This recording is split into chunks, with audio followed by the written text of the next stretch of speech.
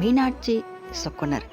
இந்த மீனாட்சி சொக்கனருடைய கல்யாணம் இருக்கே, அது பார்க்கறதுக்கு தவமாய் தவம் இருப்பார்கள் தேவர்கள் எல்லாம். தேவர்களே தவம் இருக்கிறாங்கன்னா, அப்போது மண்ணில் இந்த மண்ணில் பிறந்திருக்கோம் நம்ம தவம் இருந்தால்தான் பார்க்க முடியும்.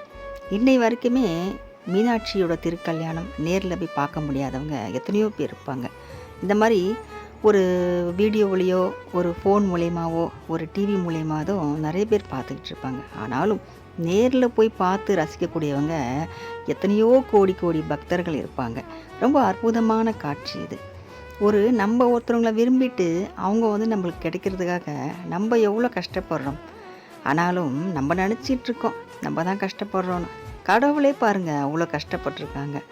மீனாட்சியை பிரிஞ்சு நம்ம சொக்கனர் அவ்வளோ கஷ்டப்பட்டிருக்காரு.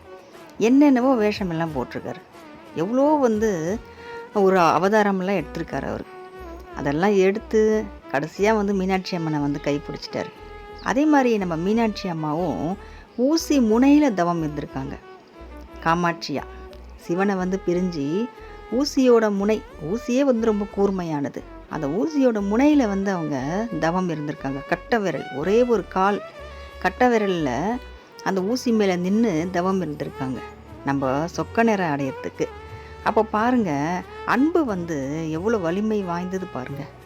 கடவுளுக்கே அந்த அன்பு ரொம்ப சோதிக்குது. பிரிஞ்சிட்டாலும் அந்த அன்பு இணைச்சி வச்சிடுது.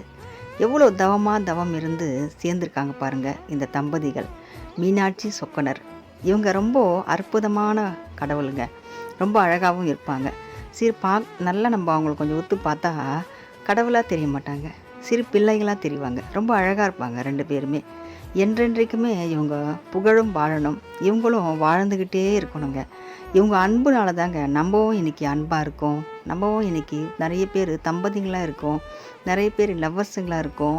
ஒரு காதலர்கிட்ட இருக்க அன்பு, ஒரு கணவன் மனைவிக்கிட்ட இருக்க அன்பு எல்லாமே இவங்க கிட்டேருந்து நமக்கு வந்தது தான்.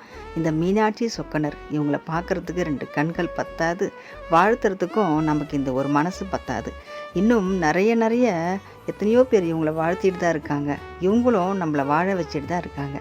வாழ்க வளமுடன் இந்த மீனாட்சி சொக்கனர். ஓம் நமச்சிவாயா. திருச்சிற்றம்பலம்.